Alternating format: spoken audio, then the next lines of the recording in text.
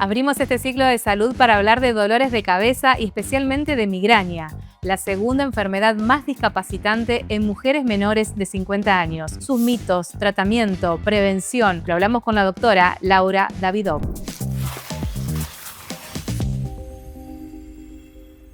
Cefaleas nosotros le llamamos al dolor de cabeza en general. Cefalea o dolor de cabeza es sinónimo y dentro de las cefaleas, dolores de cabeza, hay más de 40 tipos de dolor de cabeza o cefaleas. Dentro de ellas, las más frecuentes son la cefalea tensional, la migraña, en segundo le sigue en frecuencia y después otras no tan frecuentes. Así que la migraña sería un tipo de dolor de cabeza, un tipo de cefalea. ¿Y tiene cura esto? Bueno, la migraña es una pregunta difícil porque por ahí puede generar mucha desesperanza en el público. Si yo digo entrada, no hay cura, porque estamos hablando de la segunda enfermedad más discapacitante a nivel mundial, cuando tomamos días perdidos por enfermedad. Esto lo dice la Organización Mundial de la Salud, sobre todo en mujeres menores de 50 años. Entonces, realmente es un tema sensible para alguien que lo sufre y que la está pasando muy mal, decirle no hay cura para lo que vos tenés. Entonces, por el momento es verdad, no tenemos una cura porque falta muchísimo más por saber qué es la migraña y hay por todos los factores que influyen, pero sí tenemos tratamientos muy buenos que pueden controlarla muy bien y no solo tratamientos farmacológicos, sino no farmacológicos, cambios de hábitos, etcétera, que pueden hacer que puedas vivir una vida plena y mantener las migrañas lo más controladas de la mejor manera posible. Antes de hablar de tratamientos y prevención, ¿por qué se dan los dolores de cabeza? ¿Y por qué se dan los puntualmente los más conocidos, ¿no? Los dolores tensionales y los dolores migrañosos. Bien, bueno, la cefalea tensional es una cefalea muy frecuente, pero es muy raro que se consulte por eso, porque es la cefalea más común, la que tenemos por ahí cuando estamos cansados, o también por estrés psíquico, físico. Suele ser leve y llevadera, pasajera, más allá de que, ojo, que hay algunos tipos de cefaleas tensionales crónicas que pueden ser incapacitantes. ¿Te lo puede generar una contractura muscular, la tensional? Te lo puede generar. Sí. Esa, por lo general, es más suavecita, podríamos decir. Pero después tenemos la migraña, que es la reina de las cefaleas, en realidad, que acá la migraña tenemos que, sí es importante hacer hincapié, que es una enfermedad neurológica en sí misma, es un trastorno neurológico donde sabemos hay un montón de alteraciones biológicas que la generan, no es psicológica, que eso también es importante diferenciar, porque muchas veces, encima siendo mujeres, las que lo sufren, es muy común que les digan, bueno, bajo un cambio, esto es muy nerviosa, la famosa mujer que está desbordada y entonces como que inventa la excusa del dolor o que otra vez dolor. Bueno, no. Eso es un mito. Eso es un mito. La migraña es una enfermedad en sí misma, incluso ya sabemos mucho sobre los mecanismos que generan la migraña y dentro de esos podemos evidenciar durante una crisis de migraña, porque esto se estudia con resonancias funcionales, que hay inflamación, hay una inflamación meningia, o sea, es como podríamos decir que es una meningitis mínima, obviamente no infecciosa, ahora vamos a hablar un poco de eso, de que no genera ningún problema a largo plazo, no te vas a morir de una migraña, no tiene ninguna consecuencia a futuro, pero tener el dolor en ese momento realmente es tremendo. Una de las características que tiene la migraña es la intensidad del dolor. Es un dolor que es de moderado a muy severo, a diferencia de una cefalea tensional, que suele ser un dolor más bien leve a moderado. Y después las grandes diferencias que tienen es lo que le hace a la migraña tan incapacitante. La gran diferencia principalmente es que la migraña no es solo dolor. Nosotros le decimos, los que hacemos cefaleas, que la migraña no es solo un dolor de cabeza. ¿Por qué? Porque genera molestias a la luz, molestias a los ruidos, puede dar náuseas, puede dar vómitos. Es totalmente incapacitante, o sea, no puedes pensar, tenés niebla mental.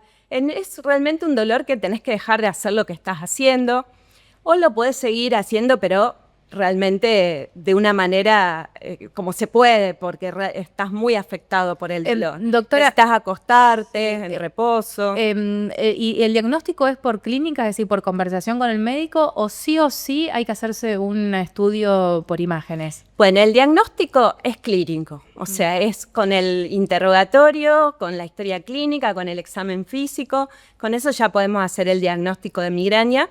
Al momento no tenemos un marcador, un biomarcador que se llama así, por ejemplo, como en la diabetes, que vos podés medir la glucosa y te da tantos valores y vos podés decir que el paciente es diabético. Acá no lo tenemos al momento, se está trabajando en eso.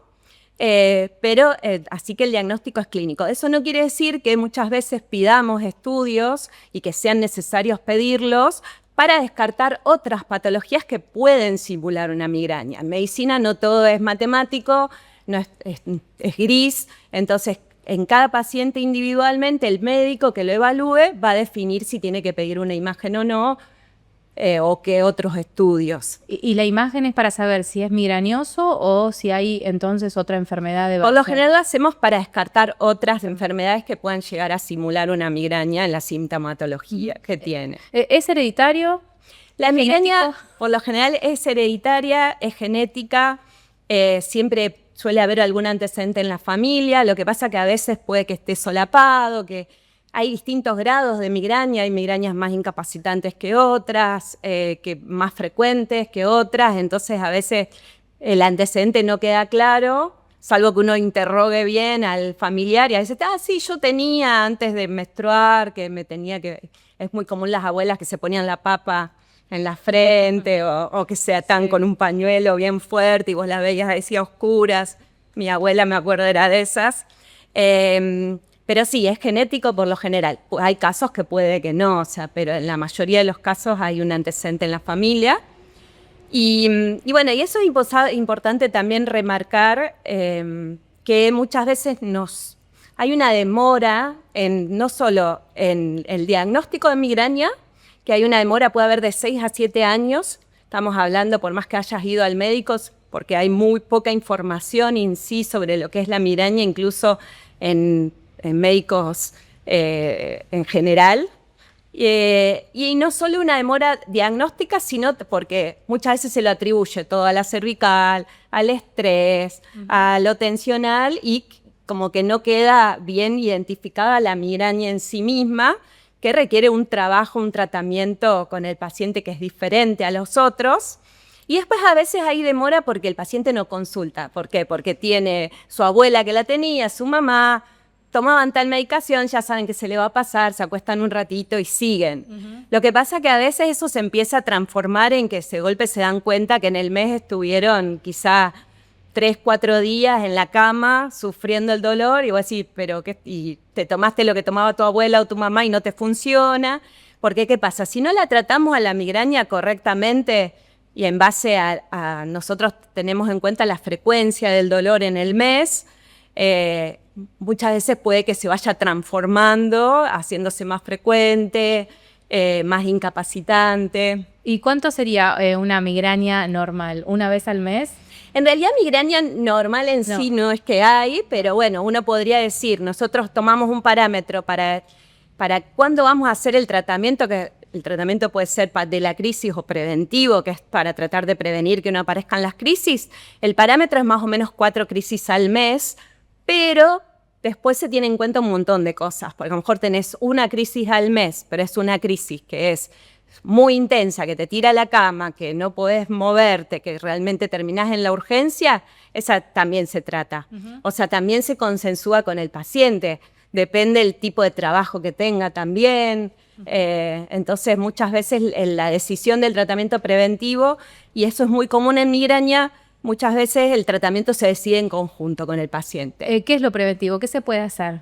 Bueno, de lo preventivo tenemos un montón de cosas. Tenemos, por un lado, todo lo no farmacológico, que es lo más importante, porque sabemos que esta es una enfermedad crónica, ¿no es cierto? En el sentido de que la migraña son ataques de dolor recurrentes, o sea, tenemos el dolor que puede durar de 4 horas a 72 horas, se va, puede que vuelva a los 2 o 3 días, puede que vuelva a los 2 o 3 meses, al año, o sea, la frecuencia va a variar, pero sí es importante que son ataques recurrentes de dolor. Nosotros, es muy importante eso, por eso siempre le pedimos al paciente que lleve un registro como para saber bien cada cuánto está teniendo el dolor. Y los hábitos influyen un montón. yo iba a esto por el sentido de que como es algo crónico que vamos a tener toda la vida, Sí. tiene periodos donde puede mejorar, periodos en los que va a empeorar, pero entonces es muy importante todo lo que podamos hacer no farmacológico, en hábitos, porque la migraña tiene mucho que ver con los hábitos. ¿Dormir bien? Bueno, el sueño es fundamental, la calidad de sueño, y no solo la calidad de sueño, sino la regularidad en el sueño, o sea, dormir, por lo general, lo ideal es 8 horas, de lunes a domingo, y no dormir de más ni de menos. A veces también cuando dormimos mucho, podemos levantarnos con una migraña, como cuando dormimos poco. Y también la regularidad en el horario de irte a dormir. No es lo mismo irte a dormir un día a las 9 de la noche y otro día a las 12 o a las 2 de la mañana, por más que duermas las 8 horas después. No, lo ideal es dormir de noche. Y si vas a hacer siestas, que sean siestas más bien cortitas, porque también siestas muy prolongadas pueden empeorar la migraña. Así que eso es fundamental, el descanso nocturno, que sea un sueño reparador. Después también tenemos el tema de la hidratación, mantenerse bien hidratado durante el día, eso es fundamental, tomar mucha agua. ¿No es un mito esto, doctora? ¿Es cierto que la hidratación y la falta de agua puede hacer que te genere dolor de cabeza? Sí, no es ningún mito. Está bien demostrado, así que es fundamental mantenerse bien hidratado, no solo para la migraña, sino para la cefalea tensional. Sí. Después también tenemos el tema del estrés, ¿no? La gestión del estrés. Yo antes dije, y lo vuelvo a decir, que la migraña no es psicológica, por el hecho de que a veces siempre nos estamos enroscando, buscándole a ver qué es, sino que hay una enfermedad biológica de por sí. Pero no quiere decir que con el estrés no empeore, ¿no? O sea, en momentos, incluso es muy de la mano, la migraña se suele asociar a trastornos de ansiedad y depresión. Y sobre todo cuando no está bien tratada, cuando no la tratamos. Porque, ¿qué pasa? De golpe, los que sufren migraña empiezan a limitarse en su vida diaria. Si no salís con amigos porque no sabes si te va a agarrar migraña o te agarra la migraña ese día y no dejas de ir.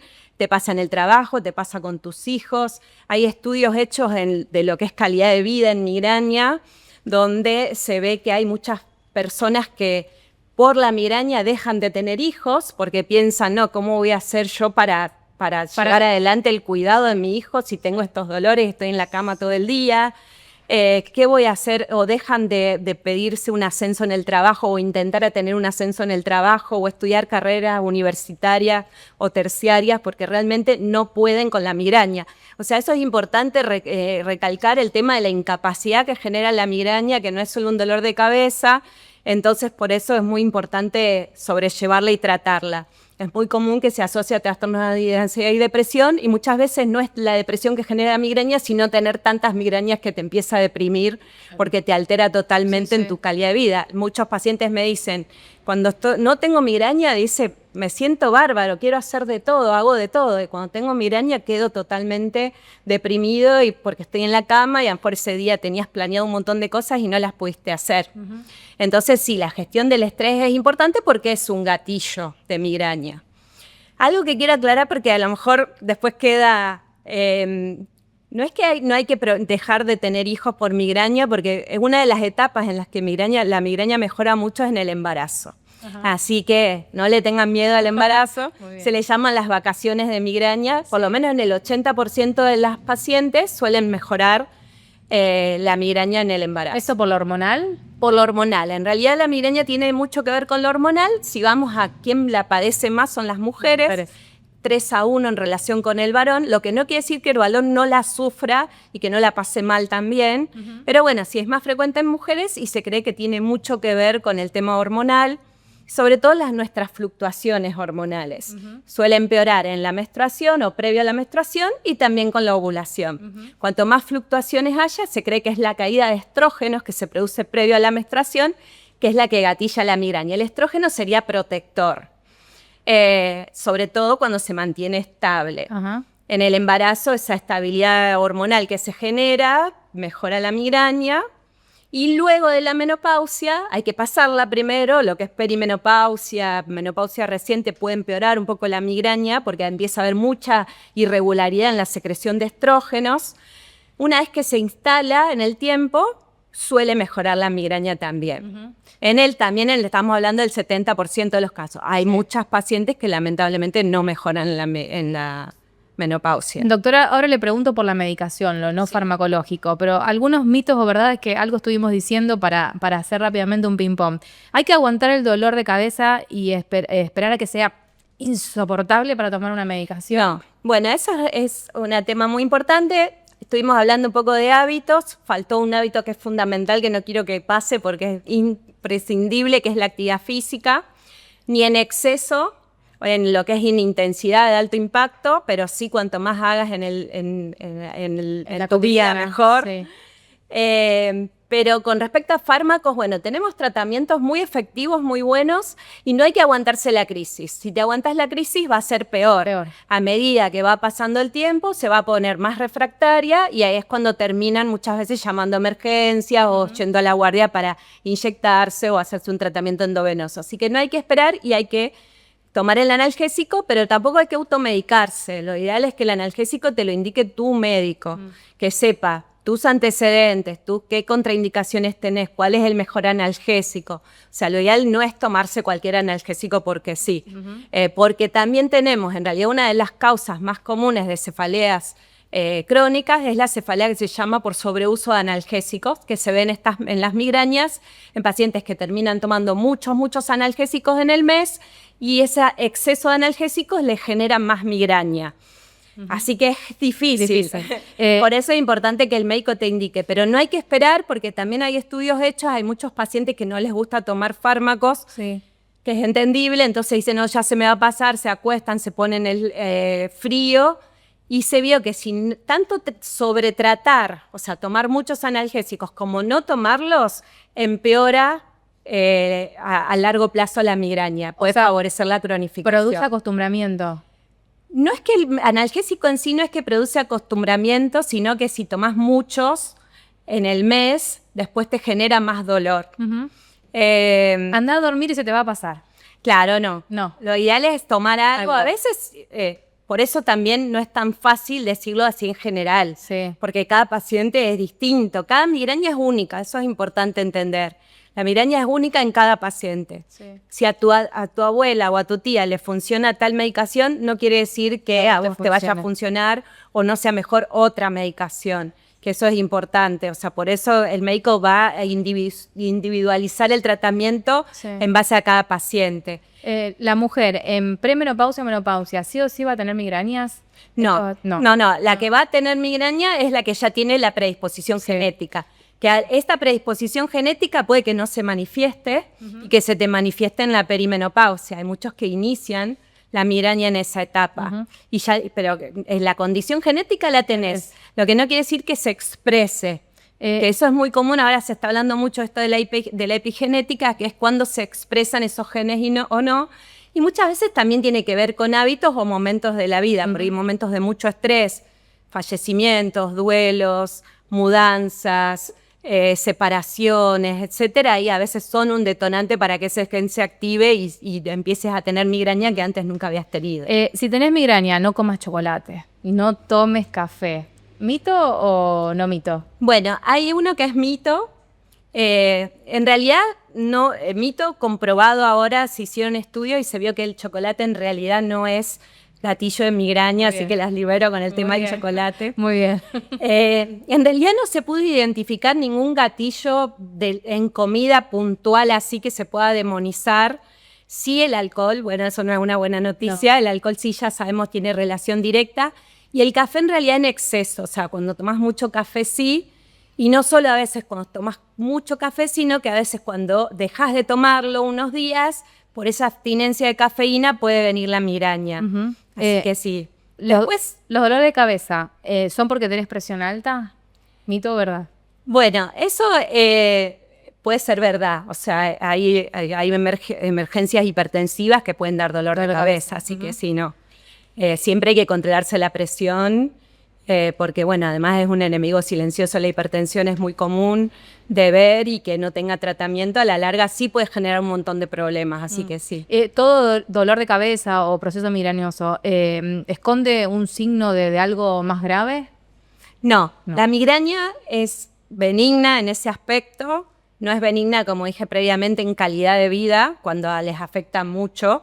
Es importante que nosotros diferenciamos en frecuencia de migraña, no es lo mismo 4 migrañas al mes que más de 15 días al mes de migraña, que es lo que se llama migraña crónica, que es una migraña ya es la más incapacitante de todos, sufre el 2 al 3% de la población. Así que no, pero hay banderas rojas, ¿no es cierto? Por eso es importante consultar. Hay banderas rojas, nosotros les llamamos así, que te hacen sospechar que puede que no sea realmente una migraña y que haya que hacer estudios. ¿Las podemos mencionar? ¿Cuáles serían? Y las más frecuentes son, por ejemplo, cuando tenés un cambio realmente en el patrón de tu dolor, un dolor que es totalmente distinto a tu dolor habitual, un dolor que inicia en forma muy brusca, como un estallido, que se asocia a lo mejor a alguna actividad física intensa, la aparición de fiebre, la aparición de molestias de por ahí que no puedes mover un brazo, una pierna o no puedes hablar. Si tenés alguna enfermedad de base, muchas veces para nosotros es una bandera roja, por ejemplo, si estás anticoagulado, etcétera, y empezás con un dolor de cabeza que no tenías antes. Sobre todo eso, cualquier cefalea de reciente comienzo, sobre todo después de los 50 años en adelante, es una bandera roja y siempre la estudiamos. Doctora, hablábamos antes de tratamientos o prevención no farmacológica. Me quiero meter en el tema de la medicación. Yo sé que hay que consultar, pero hay mucho de automedicación. Y ahí hay de todo, desde un paracetamol, un ibu, hasta un Migral, hasta estos otros que son los triptanes. Sí. Bueno, sí, la migraña tiene el tratamiento de la crisis en sí, cuando tenés el dolor, donde vas a tomar el analgésico, que hay distintos tipos de analgésicos. Tenemos los antiinflamatorios comunes, como el ibuprofeno, etcétera. Después tenemos los más específicos para migraña, donde entra en juego la ergotamina, que es el famoso Migral, etcétera. O tenemos los triptanes, que es una molécula un poco más refinada, más específica para migraña, que esos por lo general los usamos en migrañas más moderadas a severas. Sí. Ahora, o sea, por eso... ¿Es cierto que el triptán es menos dañino para la salud que la ergotamina? Sí, es cierto. El triptán es un poco mejor, lo que no quiere decir que no tenga también sus contraindicaciones y sus riesgos. ¿El abuso de Migral puede traer daño neurológico a futuro?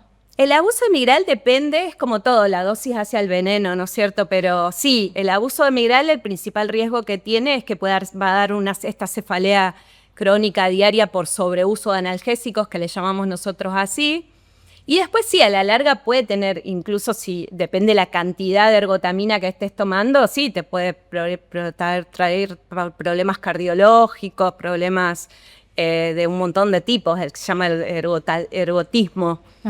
Así que sí, no hay que abusar. ¿Y abuso qué sería? Cuando estamos hablando dentro de esa categoría de abuso farmacológico, ¿qué sería? ¿Cuántos en el mes? Bueno, primero el Migral o los triptanes o en realidad cualquier analgésico, vuelvo a repetir que te lo tiene que indicar tu médico sabiendo que no tenés contraindicaciones, porque si tenés una gastritis tampoco podés tomar un ibuprofeno. Si sos hipertenso, los antiinflamatorios no esteroides como el ibuprofeno, el diclofenac también te suben la presión. Entonces, ojo, pero bueno, nosotros hablamos de sobreuso de medicación cuando se consume ergotamina o triptanes más de 6 comprimidos al mes más o menos.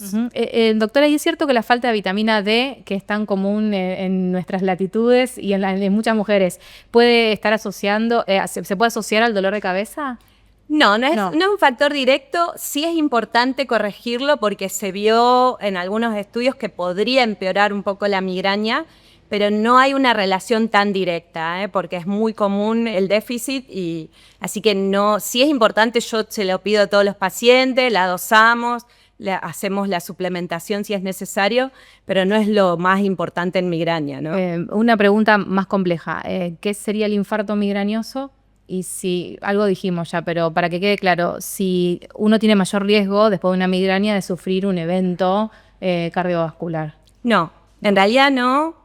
Hay un tipo de migraña que es la migraña con aura, que es cuando tenemos trastornos previos al dolor, un déficit neurológico transitorio, que puede ser visual, puede ser del lenguaje o sensitivo, que se asocia con un poquito más de riesgo vascular que la migraña sin aura. Sobre todo cuando se asocia a otros factores de riesgo, por ejemplo, mujeres que son obesas o son sedentarias o sobrepeso, diabéticas, hipertensas, ahí por lo general podría aumentar el riesgo y que usan anticonceptivos. En realidad, con la migraña con aura, nosotros contraindicamos el anticonceptivo con estrógeno, o sea, puede usar solo progesterona, estrógeno no, porque sí podría aumentar el riesgo vascular. Nosotros le llamamos infarto migrañoso cuando se produce durante el aura y se prolonga, y ahí es cuando podría generarse, pero es muy poco frecuente. Me parece que sería generar una alarma que no es necesario, porque en realidad no es lo más importante en la migraña, sino en la migraña lo más importante es tener los hábitos correctos, tratar de identificar cuál es tu gatillo y saber que hay tratamientos muy buenos. Estamos en una nueva era con respecto a la migraña. Ahora sabemos que una de las moléculas involucradas en el dolor se llama CGRP. Es un neuropéptido que genera esa inflamación meningia que hablé al principio, y estamos teniendo terapias que lo frenan. O sea, por primera vez en estos últimos años tenemos tratamientos pensados en migraña y no prestados, porque por ahí muchos de los que estén escuchando esto quizá tomaron topiramato, tomaron amitriptilina, que son los tratamientos preventivos de migraña, que le llamamos así. Cuando el paciente tiene muchas crisis al mes, el analgésico no es la solución. Al contrario, ya sabemos, mucho analgésico va a ser peor. Entonces, ¿cuál es la solución? Hacer un tratamiento preventivo. Si funciona con el cambio de hábitos, la actividad física, la hidratación, a veces ya es suficiente, y notamos muy buenos resultados. A veces tenemos que usar fármacos. Tenemos los fármacos no específicos de migraña, que se usan algunos antiepilépticos, algunos antidepresivos, antihipertensivos también, por más que el paciente no sea hipertenso, que pueden actuar perfecto previniendo. Y ahora ya tenemos los nuevos, pensados en migraña, que actúan sobre esta molécula, que realmente son muy costosos, está costando que lo puedan acceder los pacientes, pero están generando un gran cambio en el tratamiento preventivo de la migraña, con muy buenos resultados, muy poquito efecto adverso. Así que, en realidad, saber que si consultás a un médico, en lo posible neurólogo especialista en cefaleas, hay muchísimas cosas para hacer, y la migraña se puede controlar muy bien y puedes tener muy buena calidad de vida. No hay que tenerle miedo a la migraña, sino que hay que, al contrario, enfrentarla y hacer el tratamiento, encontrar el médico con el que te lleves bien y con el que vos sientas que te entiende y que podés llevar adelante el tratamiento, ¿no? Bien, doctora, muchas gracias. Y bueno, y hacer la consulta, como siempre, no automedicarse y hacer la consulta a tiempo. Sí. Gracias, la doctora, gracias.